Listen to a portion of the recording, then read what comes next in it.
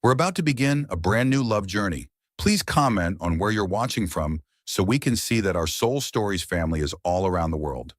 The conference room on the 40th floor of Sterling Innovations was so quiet that the sound of a pen on paper could be heard clearly. Outside, the late autumn sunlight filtered through thick glass, slicing across the floor like a blade of light. Ethan Cole sat at the head of the table, wearing a perfectly tailored black suit, a Patek Philippe watch gleaming at his wrist. His face was expressionless, unmoving, like a block of ice that somehow breathed. On the large screen, a spreadsheet filled with red numbers glowed coldly. The deputy CFO spoke in a flat tone, avoiding eye contact. 3 consecutive quarters of a 6.3% loss. The Aegis project is over budget by $12 million. If we don't reduce staff, our cash reserves will run dry within 2 months. Ethan leaned forward, flipping through the printed documents one by one. He didn't need to hear more. The numbers said everything. "Cut," he said curtly. One word sharper than any blade.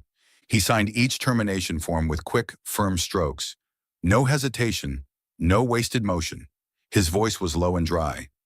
Prioritize cuts in facilities, maintenance, and administration.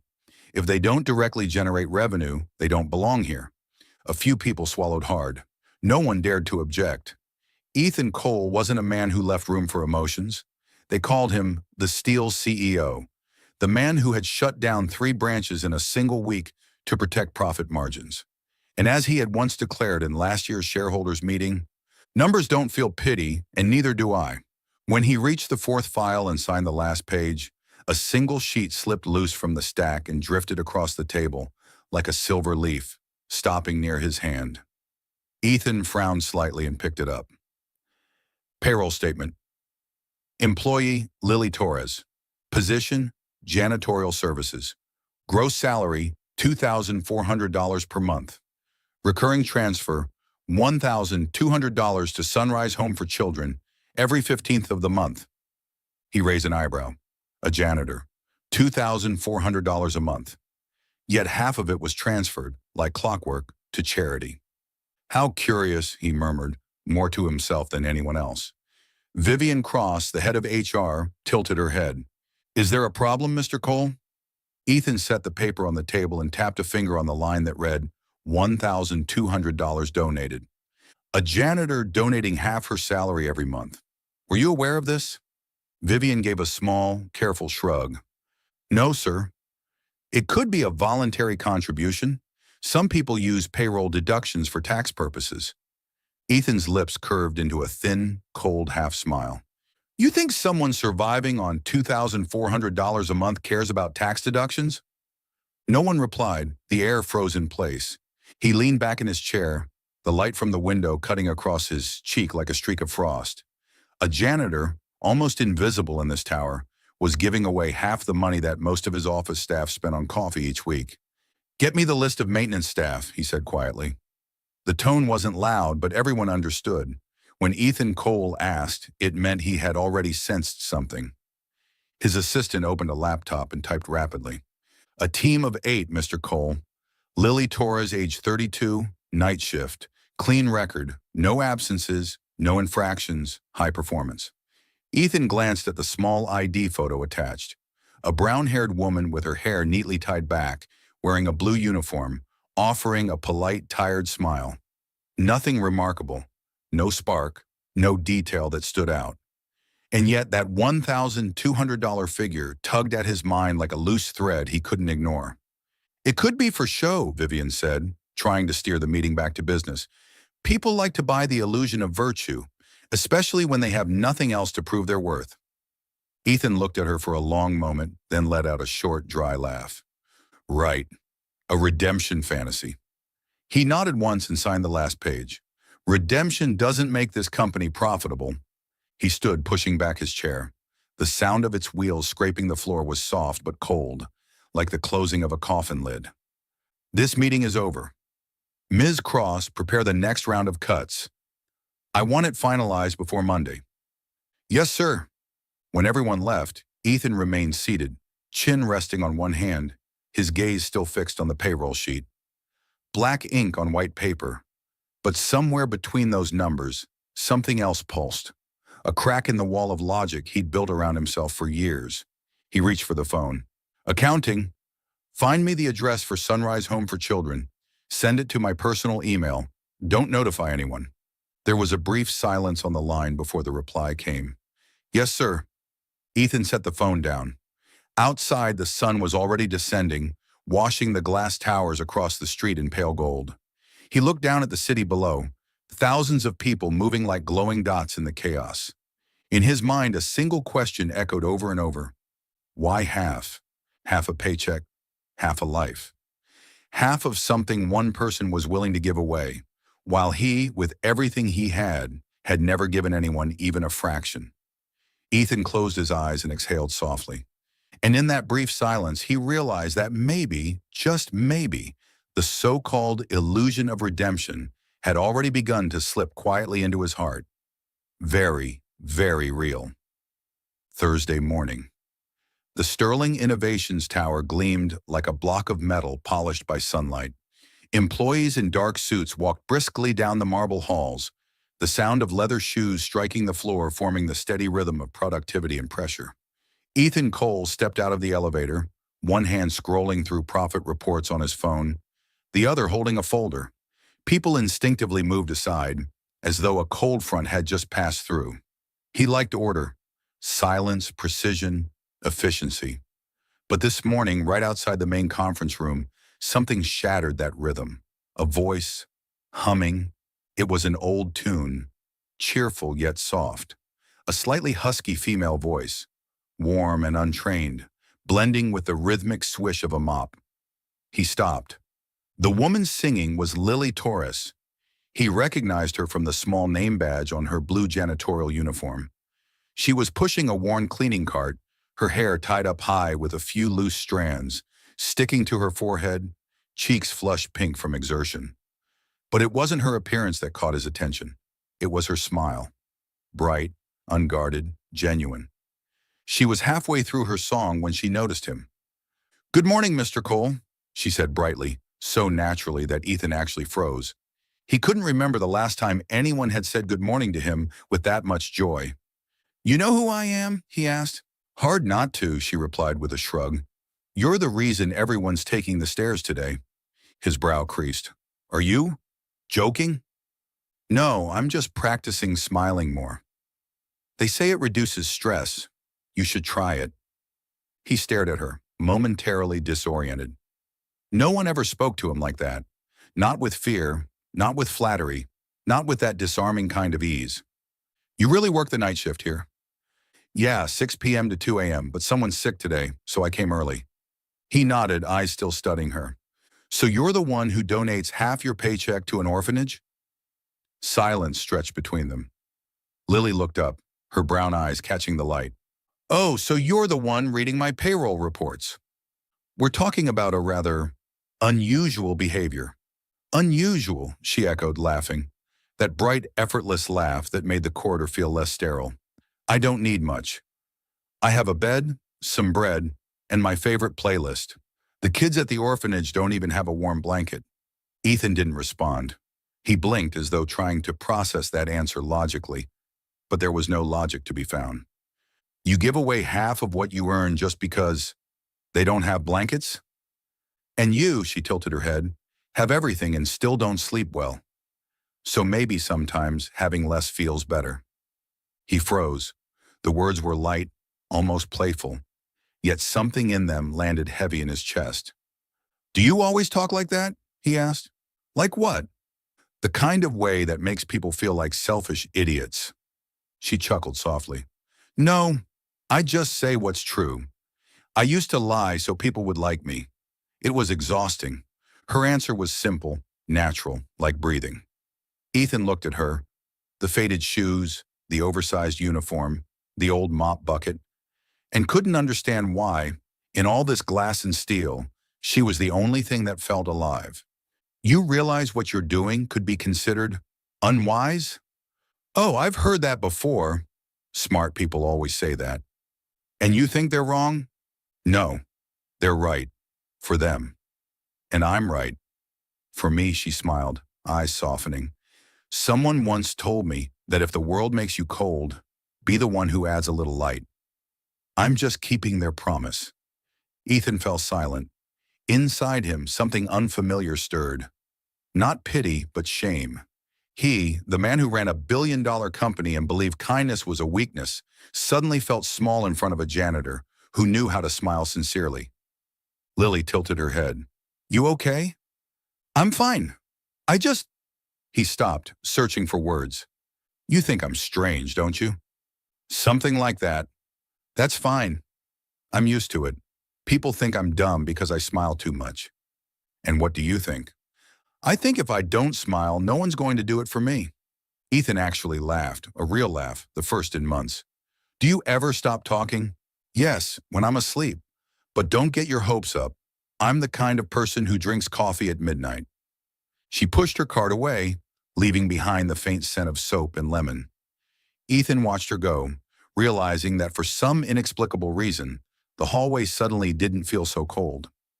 He glanced down and noticed a small slip of paper lying near the wall where her cart had been parked. Picking it up, he read, Lily Torres, maintenance/shift B. Beneath it, someone had doodled a smiley face and written in uneven handwriting, Today's a good day to be kind. Ethan held the note for a long time, standing there in silence. For the first time in years, he didn't rush to his next meeting. He didn't check his watch, because maybe, just maybe, the world still held something he'd never quite understood. Kindness that needed no reason. That evening, San Francisco was draped in fog. From the 40th floor of Sterling Innovations, the city lights reflected against the glass walls like a turbulent sea made of fire and glass. Ethan Cole sat alone in his office, laptop open, a cup of coffee long gone cold beside him. He had never cared about a lower-level employee before, until the name Lily Torres began circling in his mind like a single off-key note in a perfectly tuned symphony. Half an hour earlier, he had seen her in the lobby, humming softly as she mopped the floor, her calm smile somehow making his relentless need for control feel foolish. Now, he wasn't digging into her file out of curiosity. It was instinct, the reflex of a man who couldn't tolerate unknown variables. He typed her name into the company's internal system. Employee, Lily Torres. Position, janitorial services. The file was so thin it was almost empty. No photo, no detailed address, no education history, just a few generic lines. Too clean, too simple. No one's that spotless, Ethan muttered. He switched over to the legacy HR archive, a database only accessible to him and a few senior executives. Among thousands of entries, one small file was locked. Torres L. Confidential Record, access restricted. He entered his admin code. The system flashed a warning. You're sure you want to proceed? Ethan clicked yes. The screen turned dark. Then a document appeared, and the moment the first line loaded, he nearly dropped his coffee. Dr. Lillian Lily Torres, Lead Aerospace Systems Engineer, Orion Program. Published in Aerospace Dynamics Journal, Quantum Flight Review, and Science Weekly. Cover feature, 2021. Specialization, Autonomous Flight Algorithms and Safety Control Systems. Ethan stared, speechless. Dr. Lillian Torres, Lead Engineer, featured in Science Weekly. The same woman who now sang while scrubbing his lobby floor? Impossible. He scrolled down, pulse quickening. Resigned following the 2022 laboratory explosion during Aegis prototype testing. One fatality reported, Senior Engineer Marcus Hill. Internal investigation concluded. Procedural oversight during final safety calibration. At the bottom in faint red letters, case closed. Voluntary termination. Ethan leaned back, fists tightening. An explosion. A death. And the woman once at the top of her field had vanished, only to resurface 3 years later as a janitor in his building. He tilted his head back, staring at the ceiling. A strange mix of curiosity and irritation crawled under his skin.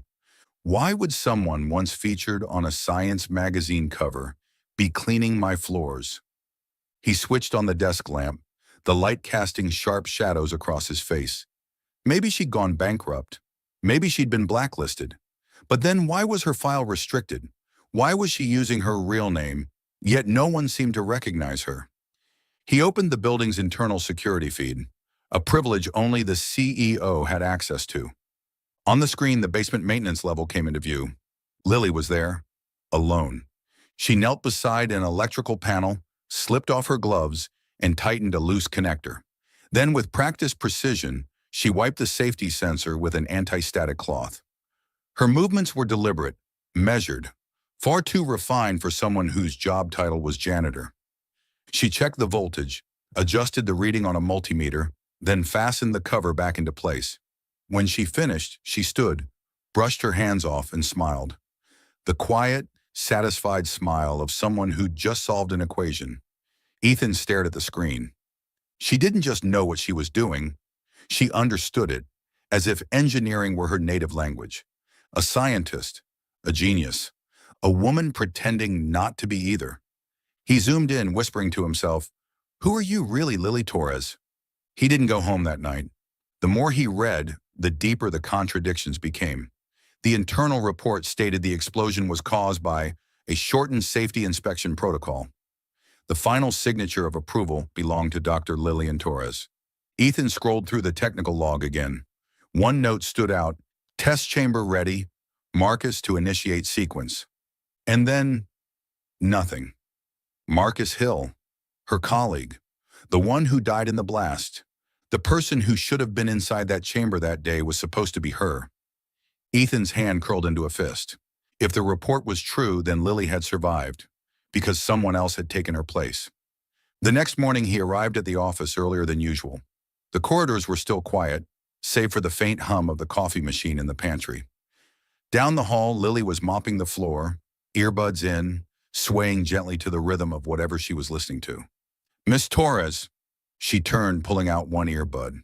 Her eyes were bright, her tone calm. "Good morning, Mr. Cole. You used to be an engineer, didn't you?" Her smile faltered. Just for a second, barely visible, but enough for him to notice. "I used to be a lot of things, sir. Be specific." "I used to think I could control everything." His gaze darkened. "And then? And then I learned that one small mistake can cost a life." Her voice didn't tremble. It was quiet, steady, like wind moving through an empty room. "Sometimes," she continued, "people have to clean what they never wanted to touch again. I just chose the most literal way, a mop instead of a keyboard." Ethan said nothing. The usual sharpness in his words felt meaningless. She bent down, wringing out the mop, her movements slow and deliberate. "You know," she said softly, "some stains can't be erased. But cleaning them every day is still better than pretending they were never there." Ethan walked away, his chest heavy. That night, he reopened her file, rereading every line, every detail before exhaling slowly. Maybe she wasn't just a janitor. Maybe she was running from herself. And he, the man who measured everything in profit and loss, was beginning to understand the worth of something that couldn't be measured at all. Outside, rain streaked down the glass, catching the city lights like liquid silver. Ethan stood at the window, watching droplets trace their way down the pane, merging and falling. In their reflection, he saw his own face. The man realizing that perhaps the janitor who smiled too much was the only person in this entire building who didn't need redemption. Because once, she had been the one who gave it to others. Ethan Cole had never believed in coincidences. His entire life was built on data, analysis, and meticulously reasoned reports. Yet since the name Lily Torres had entered his world, everything that once followed a predictable pattern began to slip. He'd spent the night thinking about her, the janitor who used to be an aerospace engineer, who gave away half her modest income to orphans, and who, somehow, had made him. Ethan Cole, the man nicknamed the Emotionless Machine, feel unsettled with nothing but a smile. The next morning, he decided he would talk to her. Not a polite workplace chat, but a proper interrogation. He wanted to hear it directly from her. Why a woman who had once stood at the peak of her field was now mopping his floors.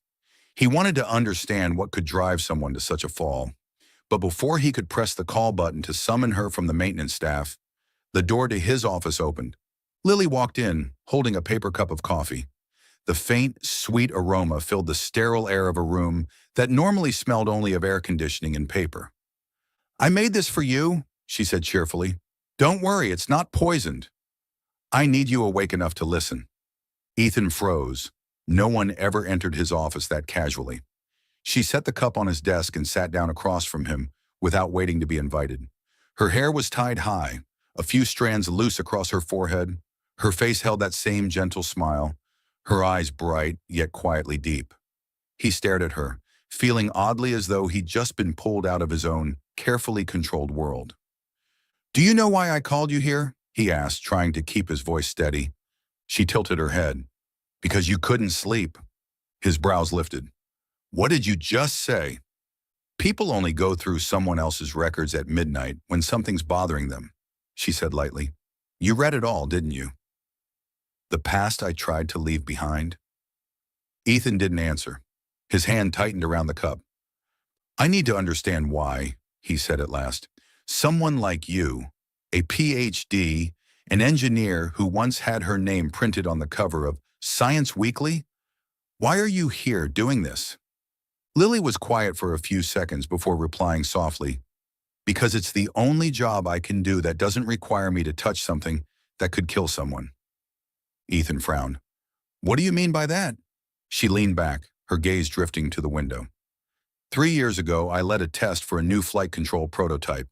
I shortened a safety check. Just a small step, I thought. Nothing serious. But my colleague stayed behind that night to run one final calibration. The system exploded. She paused, her voice steady but fragile. "And he died."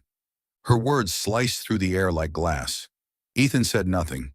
He simply watched her hands, clasped tightly together, the knuckles pale.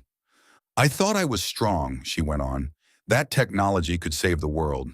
That if I were smart enough, I could fix anything. But some mistakes," her voice lowered, "can't be fixed. There are no updates, no patches. So I left. I didn't want to see machines anymore.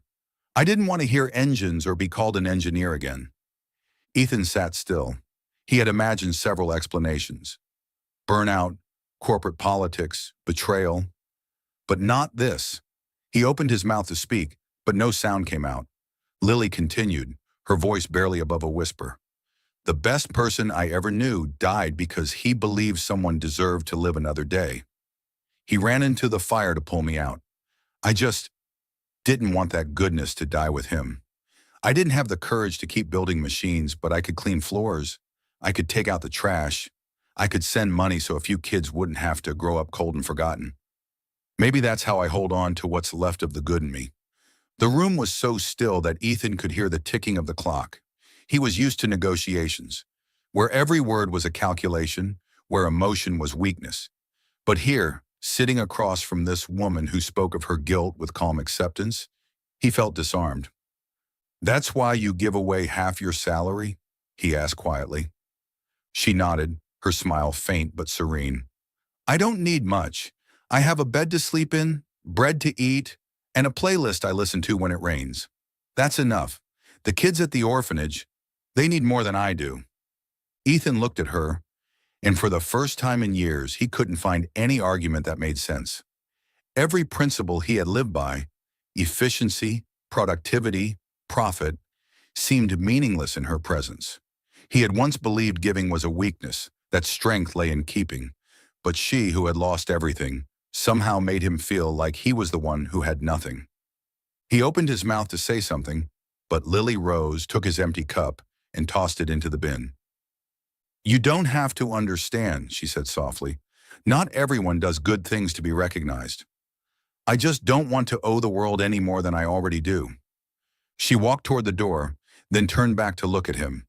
"And Ethan, if you really want to know why I work here," she said with a gentle smile, "it's because I just needed a quiet place where I could still feel human." The door closed behind her, leaving only the faint scent of coffee and a silence that stretched endlessly. Ethan closed his eyes and exhaled slowly, and in that quiet, he realized that maybe, just maybe, the so-called illusion of redemption had already begun to seep into his heart, painfully, profoundly real. The curiosity inside Ethan refused to rest. Ever since his conversation with Lily, sleep had become impossible. Her words about the colleague who died, about the children at the orphanage, kept replaying in his mind like a film he couldn't turn off. He didn't understand why he cared so much. Maybe because in his cold, sterile world, she was the only one unafraid to show her wounds. Or maybe because it had been far too long since he'd met anyone who still believed in things that couldn't be measured. It was a drizzly Friday night in San Francisco. Ethan left the office later than usual. The building was dark except for the faint blue glow of the Sterling Innovation sign reflected on the wet pavement. He stood under the awning, watching the few cars passing by, then unlocked his phone. The address blinked on the screen. Sunrise Home for Children. Oakland, the one he'd seen on her payroll statement. He didn't know why, but he drove there. The highway was slick and quiet, neon signs smearing across the windshield like watercolor. As he turned into a narrow street on the outskirts, the bright skyline faded behind him, replaced by rows of old houses and swaying trees. The orphanage appeared at the end of the lane, a small two-story building painted pale yellow, walls cracked, but every window still lit. The warm light spilling out stood in soft defiance against the city's cold steel glow. Ethan turned off the engine and stayed inside the car. From a distance, he saw her, Lily wearing a gray jacket, hair tied up, kneeling beside a group of children in the backyard. They were laughing, hands busy with unfinished kites, colored paper scattered all around. Her voice carried clearly through the night. "Careful with that knot. If you tie it wrong, it'll just spin in circles." A boy of about 8 looked up and asked, "Miss Lily, why do kites fly?" Lily smiled, her tone light but full of warmth. "Because they trust the wind to hold them up, even when they can't see it." The kids burst out laughing, but followed her instructions obediently, tightening their strings. Ethan stood still in the dark, watching. His heartbeat slowed. For years, he had lived surrounded by people who believed only in formulas, data, and efficiency. Yet here, among scraps of paper and children's laughter, someone was teaching them that faith itself could make fragile things fly. When Lily stood up, she glanced at the sky. The clouds were thick, but a gentle breeze swept through, lifting the first kite into the air. The children's cheers echoed through the yard. Lily clapped and laughed, freely, beautifully. The wind tossed a few loose strands of hair across her face, and for the first time, she looked younger, lighter.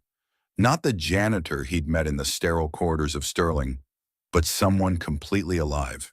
He hadn't planned to go inside, but a little girl near the gate spotted him and shouted, "Miss Lily! There's a strange man out here." The children turned. Lily looked up too.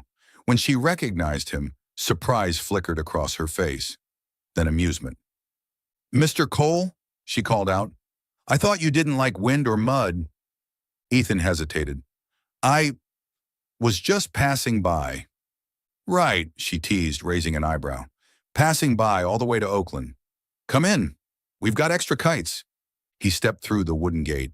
The children immediately surrounded him, wide-eyed, studying the man in a tailored suit as if he'd stepped off another planet. Lily handed him a half-finished kite. "Do you know how to tie the string?" "No." "Good. The kids will teach you." A boy shoved a roll of twine into his hand. "You have to tie it crosswise, mister. If not, it'll snap."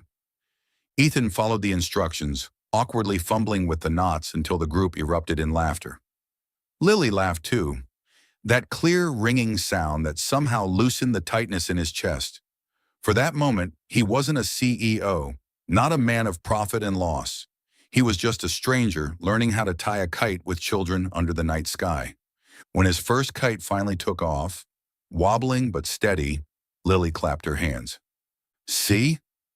Not everything needs control. Some things only fly when you learn how to let go." It sounded like a joke, but something in her tone silenced him.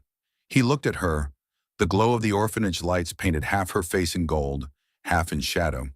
She was talking about kites and wind, but he could feel the grief beneath her calm, a quiet ache that spoke of what she'd lost and what she was still trying to protect. Later, after the children had gone to bed, Lily walked him to the gate. The wind had died down, leaving only the scent of wet earth and the chorus of nighttime insects. "You shouldn't have come here," she said softly. "If the press finds out the CEO of Sterling Innovations is following a janitor around, you'll need a press statement ready." "It's not following," Ethan replied, meeting her gaze.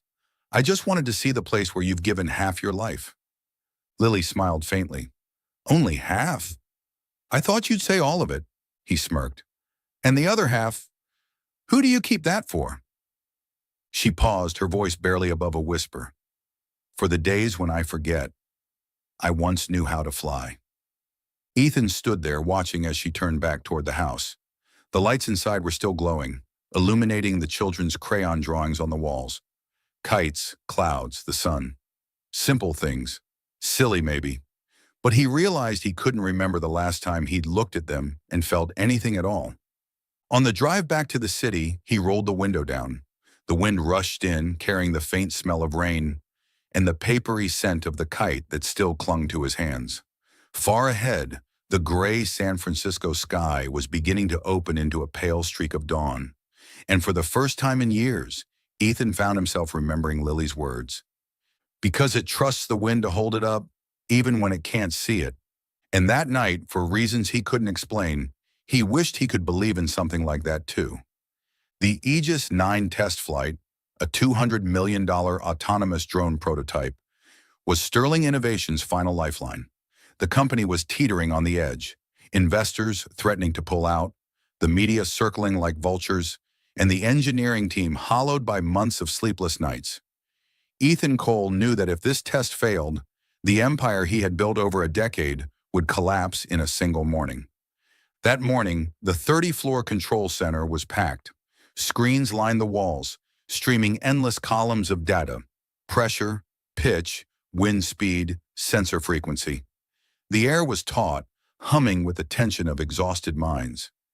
Ethan stood behind the glass observation wall, arms folded, face unreadable. "Initialize control system," he ordered. On the test field below, the silver crescent-shaped drone came to life.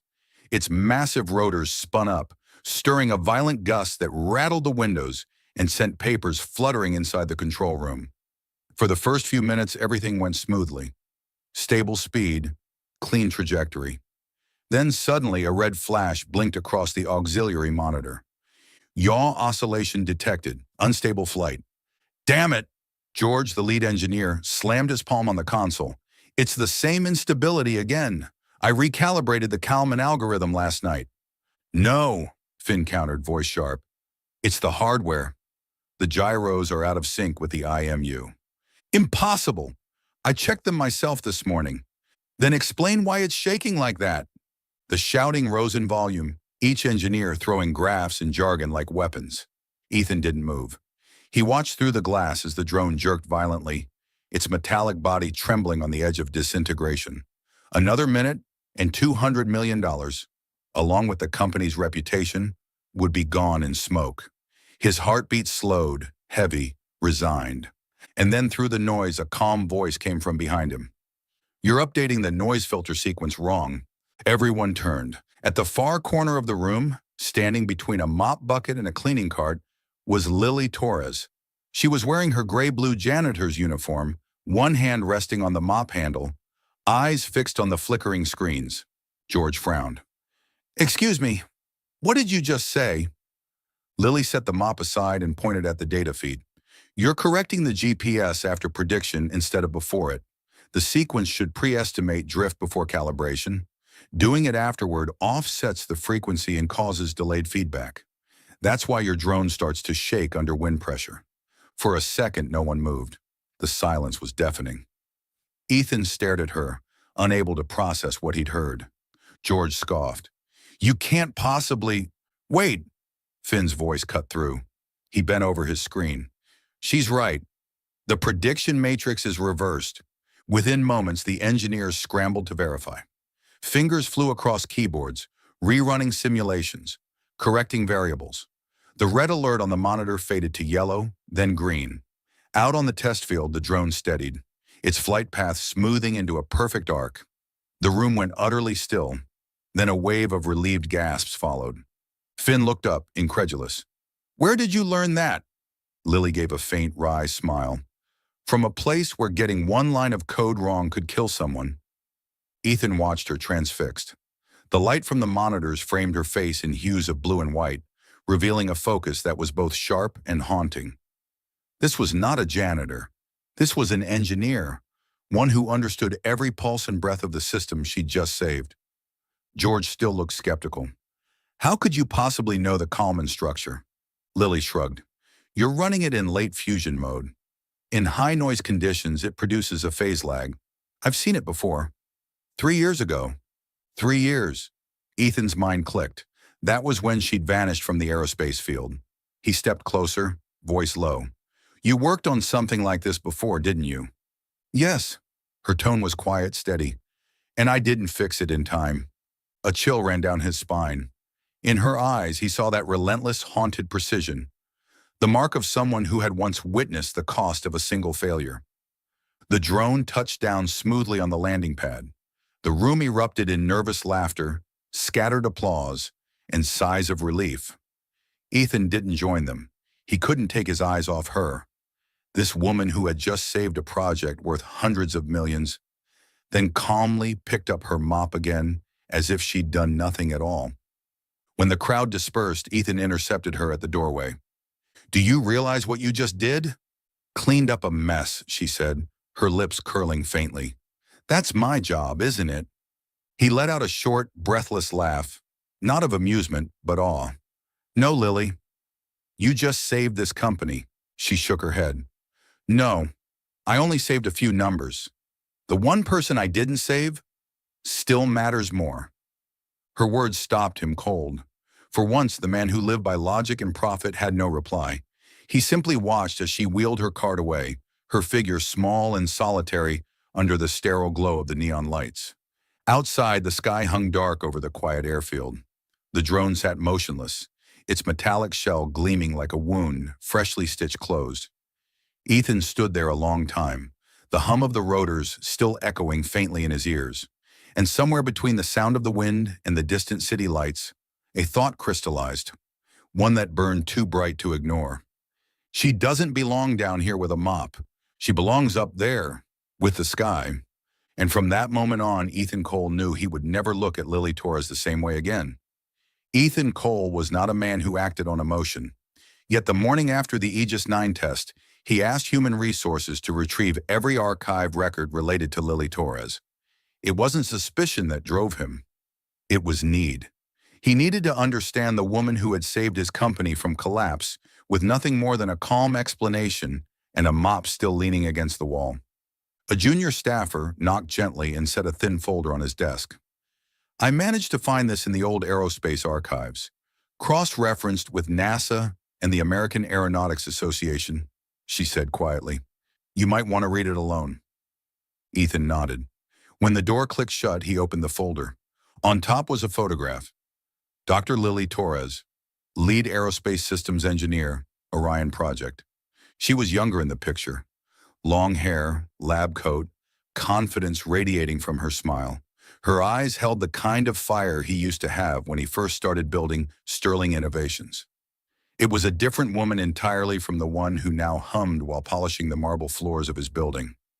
He turned the page. Internal report. Orion Project, Year 5. Objective. Develop an autonomous drone capable of high-atmosphere navigation using multi-sensor stability control. Lead systems engineer, Dr. Lily Torres. Lead electromechanical engineer, Evan Cruz. Incident occurred during final pressure phase testing. Due to schedule pressure, the safety verification protocol was shortened from 6 weeks to 10 days. Ethan stopped. That number alone made his stomach tighten. Shortened safety protocols were almost always corporate decisions, but the final authorization, the signature that allowed it, had to come from the chief engineer, from her. The next page showed blurred photographs from the test chamber, a twisted drone frame, scorched wiring, smoke-blackened walls. Underneath, a caption read, Senior Electromechanical Engineer Evan Cruz perished while attempting to disengage the safety lock and rescue colleague Dr. Lily Torres, who was trapped inside the test chamber at the time of the explosion. Ethan sat motionless, his breath shallow. The image of Lily, the janitor who smiled too easily, who taught children how to make kites, who fixed a $200 million failure without breaking a sweat, now overlapped with the vision of fire, metal, and death. He kept reading. No evidence of intentional negligence was found. However, the technical review board concluded that the accelerated safety schedule led to sensor calibration errors. Dr. Torres was the final responsible authority. Recommended. Administrative sanction. Minor. Dr. Torres voluntarily resigned and withdrew from the engineering sector. The last page was nearly blank, except for one handwritten line, ink smeared at the corner. If I couldn't save him, at least I'll save someone else. Ethan stared at the sentence until the letters blurred. The words seemed to weigh more than the paper that carried them. He didn't move for hours. Outside his office window, sunlight shimmered across the San Francisco Bay. But his thoughts were trapped somewhere else, in a burning lab where a man named Evan Cruz had given his life so Lily could walk away. And ever since, she had lived as if she didn't deserve to. When his assistant came in to ask if he wanted to postpone his technical board meeting, Ethan simply said, "Reschedule it." He spent the rest of the day staring at that old photograph. In the young Lily Torres, he saw something painfully familiar. The same fearless belief he'd once had, that intelligence could fix anything, that precision equaled control, that science never lied. But she had learned brutally that sometimes the cost of discovery was human. By late afternoon, Ethan found himself in the maintenance level. Lily was there, cleaning the glass panels outside the Aegis 9 test bay. She worked silently, her reflection shimmering on the surface she wiped. Under the warm industrial lights, her hair gleamed like honey, her face calm. Too calm for someone carrying that kind of past. "You know," Ethan said quietly, his voice carrying through the hum of the machinery, "they still keep the Orion files. Every detail." Lily froze for a moment, her hand still on the glass. She didn't turn around. "I knew you'd look. Why did you shorten the safety protocol?" "Because I thought I could control everything," she said after a pause. Her voice was steady but low. "We were behind schedule. I cut the final redundancy test because I believed the data was safe, but the system destabilized under pressure. And she hesitated. "Evan stayed behind to double-check for me." She turned to face him then. Their eyes met. There was no plea, no defense, only exhaustion that went deeper than time. "He died trying to open the chamber door to get me out," she said. Ethan couldn't speak. "People think I left because of shame," she continued softly. "They're not wrong. But the truth is, I left because I was afraid. Afraid to trust my own mind again. Afraid to make another decision that could cost someone their life. I clean floors because here, my mistakes can't kill anyone." She smiled faintly, a smile that hurt to look at. "And since that day, I made myself a promise. If someone had to die for me to live, then I'd better live in a way that matters. I couldn't save him, but maybe I could save someone else, even if it's just by giving half a paycheck or a warm meal." Ethan stood still, every carefully built wall inside him cracking. "You don't have to keep paying for it forever," he murmured. She shook her head. "It's not penance. It's remembrance." As she turned back to her work, the light caught the faint lines at the corners of her eyes. Traces of someone who carried a past heavier than her body could bear. Ethan remained there watching her. Something within him shifted. Deep, quiet, irreversible. He didn't have a name for it yet, only the certainty that from this moment on, he would never let her carry it alone. That morning, the 38th floor of Sterling Innovations was unusually quiet. The glass doors were closed, the hallway lights dimmer than usual, and sunlight from the panoramic windows drew long golden lines across the polished floor. In the center of that stillness sat Ethan Cole, motionless, a cold cup of coffee by his hand, and Lily Torres's file lying open before him. He had read it 3 times already, not for confirmation, but for comprehension. Outside, San Francisco pulsed with life, horns blaring, footsteps echoing, the wind threading through towers of glass and steel. Yet inside this office, the air was thick with the weight of a decision, between safety and faith, between logic and something dangerously close to compassion. At last, Ethan picked up the phone. Schedule a private meeting with Miss Torres, he said. No, not in the lab. Here, at noon. When Lily entered his office, she looked wary. Her uniform bore faint stains of paint. A strand of hair had slipped loose from her bun, and a smear of dust lingered on her cheek. She stood straight, alert. You wanted to see me? Ethan gestured toward the chair opposite his desk. I didn't know if you liked coffee, but I made some anyway. She narrowed her eyes, lips curving slightly. This sounds like the polite version of being fired. He smiled faintly. No, I called you here to offer you a job. That made her laugh. A startled, incredulous sound. You're joking. I'm not. He pushed the folder toward her. I want you back in engineering. As Director of Safety Compliance, full authority, no sales targets, no investor meetings, and you don't report to anyone but me. Your only duty, to make sure nothing and no one is ever put at risk again. I need someone I can trust. The words hung in the air. Lily stared at the document before her, the title printed boldly across the top. Director of Safety Compliance. For a long moment she didn't speak.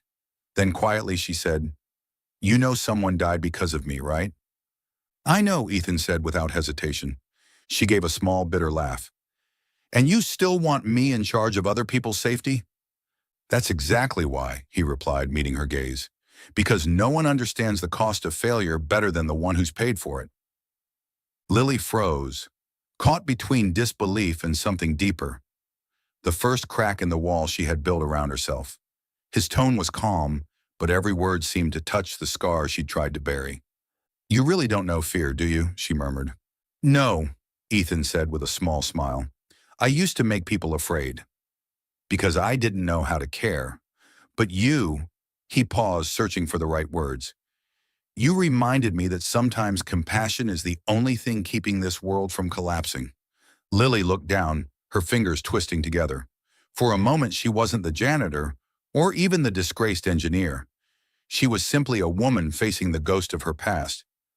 I don't know if I can trust myself again, she whispered. You don't understand what it's like. Knowing someone died because you made the wrong call. I do, Ethan interrupted gently. His voice softened, low but firm. No one died because of me, but I've broken people in other ways.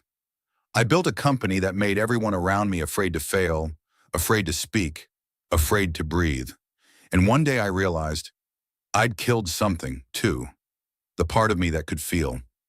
Lily lifted her head, eyes widening slightly, a flicker of understanding, of shared ruin. They sat there silent, while the wind pressed softly against the windows. They didn't need to fill the quiet. The truth between them was enough. Both had destroyed what they valued most. One through a mistake, the other through indifference. After a while, Lily sighed, half weary, half amused. You're not afraid I'll run again? I have a record, you know. Ethan tilted his head. If you run, I'll know I was wrong to trust you. But if you stay, then maybe for the first time I was right. She looked down at the contract once more. The afternoon light glinted across the page, making the words safety compliance glow faintly, like a whisper of redemption written in ink. She didn't sign it. Instead, she slid the paper back toward him and said with a small crooked smile, You talk like a man auditioning for an Angels commercial. He chuckled softly. Maybe. Or maybe I just want you to remember. No one's meant to live forever in punishment. She rose, brushing her palms against her uniform. At the door, she turned. If I say yes, will you regret it? Ethan looked up, his voice warm and steady. Only if you stop smiling. That made her pause. For a heartbeat, something bright flickered in her eyes. The kind of light that had once belonged to Dr. Lily Torres. Then she smiled, genuine and unguarded. All right, I'll think about it. When the door closed behind her, Ethan remained seated, staring at the skyline beyond the glass. For the first time in years, the city didn't look so distant. The weight on his shoulders felt lighter, as if he no longer carried it alone. In the corridor, Lily stopped and leaned against the wall. She pulled out the small business card he had slipped into the folder. Ethan Cole, CEO, Sterling Innovations. Beneath it, written in neat black ink, was a single line in his handwriting. Sometimes trust is another way to survive. She read it again and again, her thumb tracing the letters. And for the first time in 5 years, Lily Torres wondered if maybe, just maybe, it was time to stop running.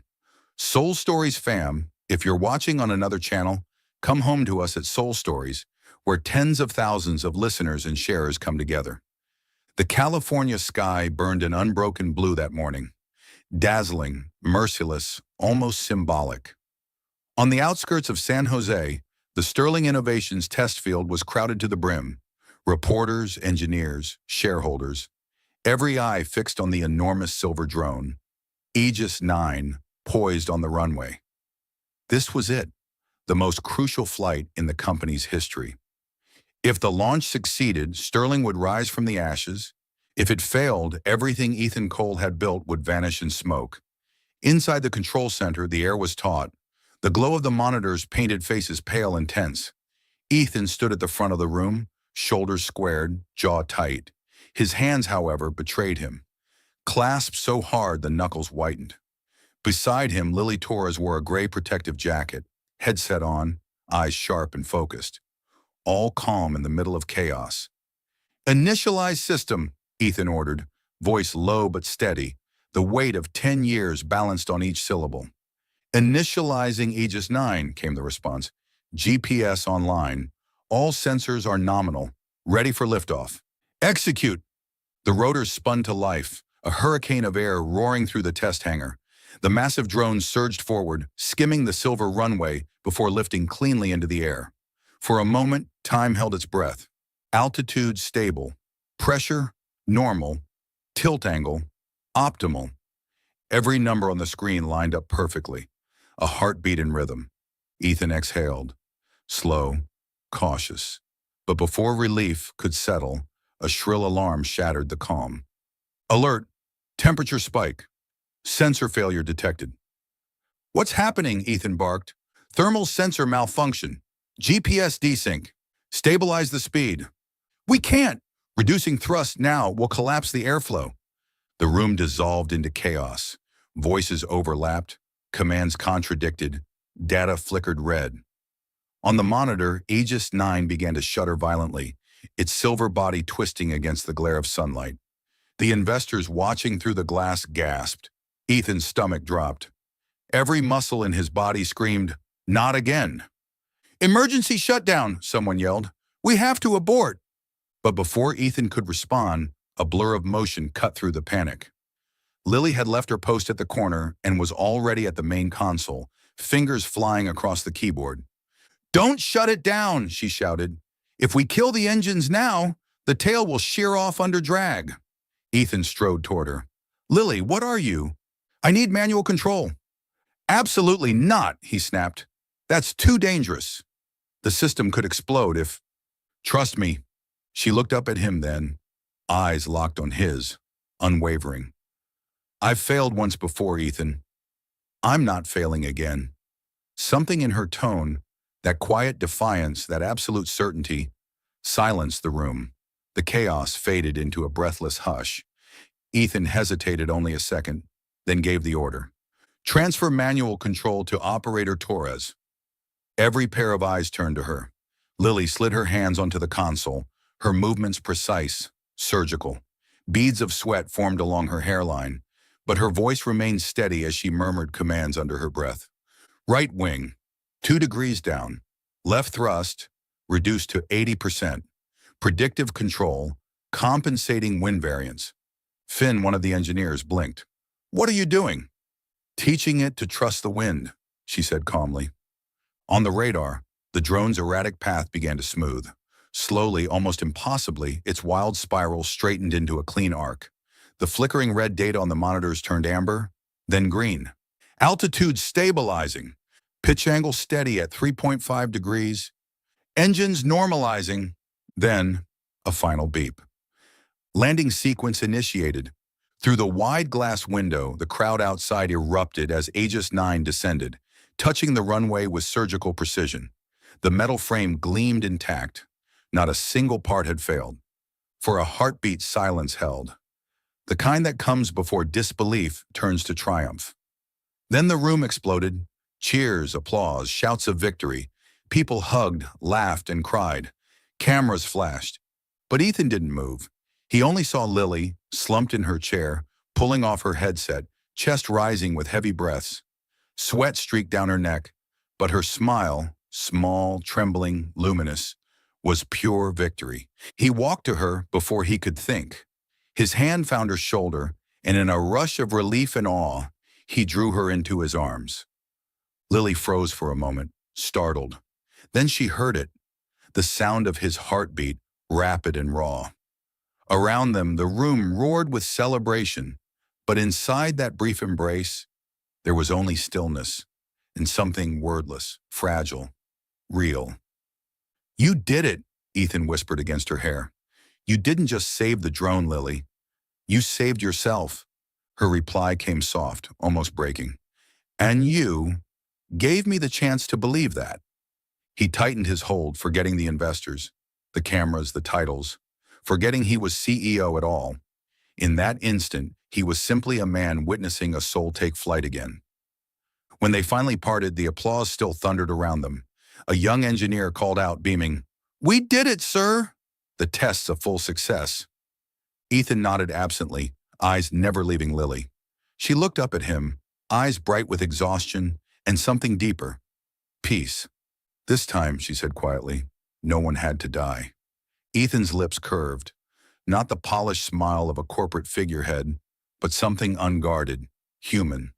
No, Lily, he said. This time, everything lived. Outside, the late afternoon sun poured over the landing pad, turning Aegis 9 into a mirror of light. Not a monument of metal, but a scar finally healed. And somewhere within that light, something else, small, silent, and unstoppable, took off between them. Monday morning dawned gray and tense over San Francisco. Inside Sterling Innovations, the boardroom was packed, but silent. No coffee, no small talk, just the dense electric air of something about to explode. Ethan Cole walked in without a word. His face was unreadable, a blade of calm against the storm. On the large screen, lines of data streamed down. Unauthorized access logs, duplicated code files, timestamps that didn't lie. The cybersecurity report concluded one brutal fact. Someone inside had sold Aegis 9's data to Corbin Aerospace. The room fell into an uneasy stillness. William Hale, chairman of the board, slammed his palm against the table. Breach of classified data days after our public success? This isn't a mistake. This is treason. Ethan's jaw tightened. His eyes swept the room, cutting through the anxious faces of executives and engineers alike. I want every individual who accessed the source code within the last 36 hours. A technician tapped on her tablet. A list appeared on the screen, and one name froze the room. Torres Lily. Murmurs broke out instantly, low and venomous. Of course, one engineer whispered. She's done it before. Safety violations, disciplinary record. What's stopping her from selling data to clear her guilt? Another voice chimed in, colder. I said this from day one. You don't make a janitor into an executive. Ethan's hands clenched into fists, but he said nothing. On the screen, the access record glared in sharp white text. Logan L. Torres, 1:13 a.m., exactly the time Lily was on her overnight shift. 30 minutes later, she was standing in his office. Calm, steady. The storm outside hadn't touched her. I heard, she said simply. So, do you think I did it?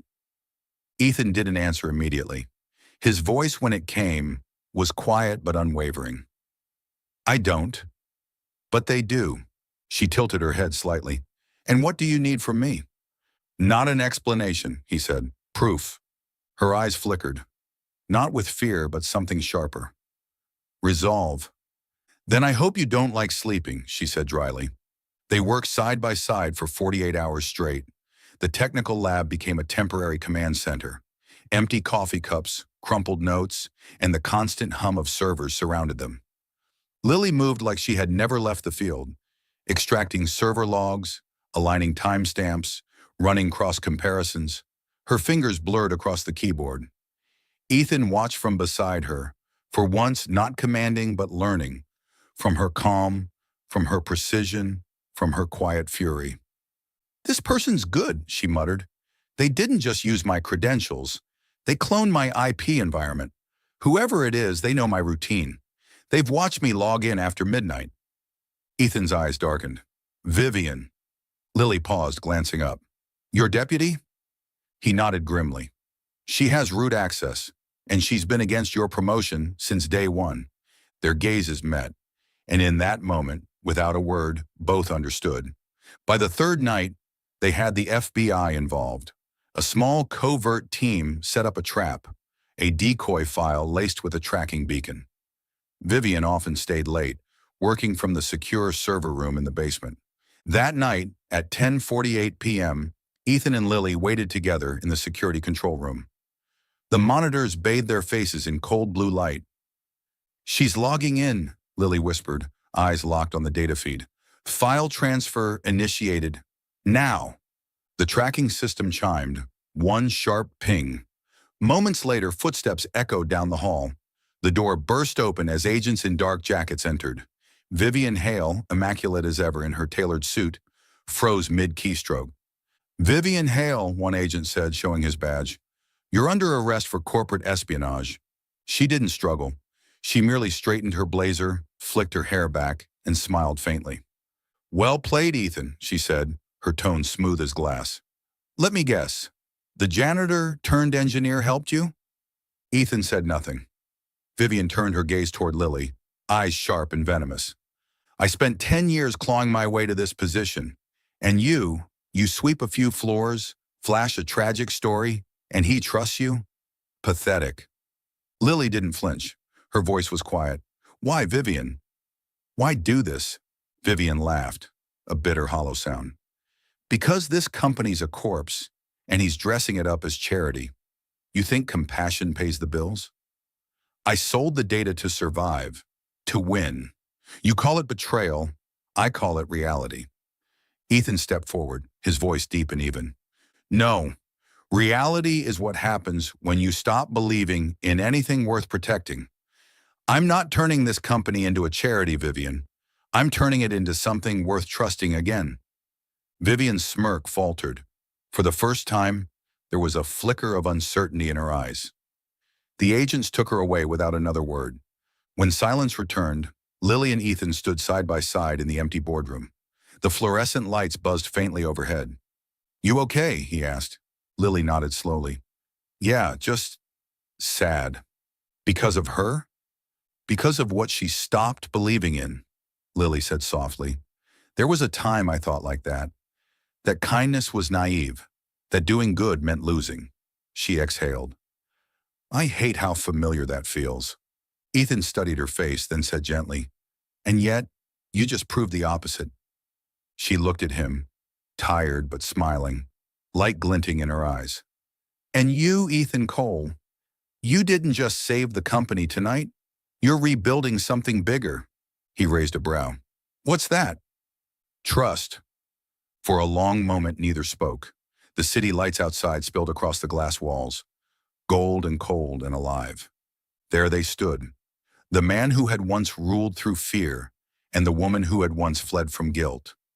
Two broken pieces fitting together in a way neither had planned. Outside, the skyline of San Francisco shimmered with life, and within Sterling Innovations, once called the Empire of Ice, something warm, fragile, and quietly unstoppable had begun to burn. A year had passed since the fateful flight of Aegis 9. Sterling Innovations was no longer the cold empire of spreadsheets and sterile profit charts it once had been. The glass towers still pierced the San Francisco skyline, but inside, the old slogan, "Efficiency is power," had been replaced by new words, "human-centered engineering." That morning, sunlight streamed through the grand auditorium's windows, gilding the stage where Ethan Cole stood behind the podium. Rows upon rows of employees, engineers, and partners filled the hall in silence. At the very back sat Lily Torres, hands clasped, face serene, eyes glistening. On her gray jacket gleamed a small badge, Director of Safety Compliance. She had never wanted the spotlight, yet today it found her all the same. Ethan adjusted the microphone, his voice calm and resonant. A year ago, we nearly lost everything. Not because of technology or money, but because we forgot why we started. I used to believe strength came from control, from numbers, from power that made others bow. But then, he paused, his gaze finding hers across the hall. Someone reminded me that true strength lies in empowering compassion. For a heartbeat, the entire room was still. Then applause rippled through the hall, soft at first, then thunderous, like waves crashing ashore. Behind Ethan, the screen lit up with the name of a new foundation, the Evan Cruz Fund. A photograph appeared, a young engineer, smiling gently, the man who had once run into a burning test chamber to save Lily. Ethan's tone deepened. Evan Cruz believed another life was worth his own. Today we honor that belief by continuing what he began. The Evan Cruz Fund will help orphans study aerospace engineering, giving them a chance to reach the skies Evan dreamed of. The applause returned, louder, fuller, warmer. Lily lowered her head, tears slipping silently down her cheeks. But this time, there were no tears of guilt. They were grateful for the fact that the pain finally had a purpose. Another year passed. The old yellow building that once housed Sunrise Home for Children had become the Sunrise STEM Center, a bright, hopeful place for young dreamers. Its walls were painted a soft blue, and the courtyard rang with laughter. Paper planes soared across the afternoon sky, glinting in sunlight, chased by the joyous shouts of children. Ethan and Lily sat together on the front steps watching them. He wore a simple white shirt, she, a faded lab coat, sleeves rolled up. Around them, the air smelled of grass and new beginnings. "Do you know," Lily said quietly, still watching the children, "I used to think I was just cleaning floors to survive. Every morning, I'd walk past hundreds of polished shoes and tell myself, as long as I still have work, I'm fine." Ethan turned to her, eyes soft. "And now?" She smiled. That small, bright smile he'd learned could undo him completely. She leaned against his shoulder. "Now I clean the floors of dreams, and they're so clean, I can finally see myself in them." He laughed, low, warm, disbelieving. "I never thought I'd be jealous of a mop." She nudged his arm playfully, but the laughter in her eyes was real and unwavering. After a moment, Ethan looked out at the field, voice lowering to something almost tender. "Thank you, Lily. You taught me that compassion can save a system, not through miracles, but through how people choose to treat each other." She didn't answer, just reached over and intertwined her fingers with his. For a while they sat in silence, watching the paper planes twist and rise in the golden light. A small boy shouted from the lawn, "Look, mine's flying the highest." Ethan and Lily both tilted their heads upward. "They're all flying," Ethan murmured. "Yes," she whispered back, "and so are we." The wind brushed past them, carrying the sound of laughter and the scent of sun-warmed paper. On the wall behind them, beneath the Evan Cruz Fund logo, the new inscription shimmered in the light. "Even when you can't see the wind, believe it will hold you." And it was true, because that evening, as dozens of paper wings soared against the setting sun, two people, one who had once forgotten how to feel and one who had once stopped believing she deserved to live, finally looked toward the same horizon. They had learned to fly again, not with wings, but with faith.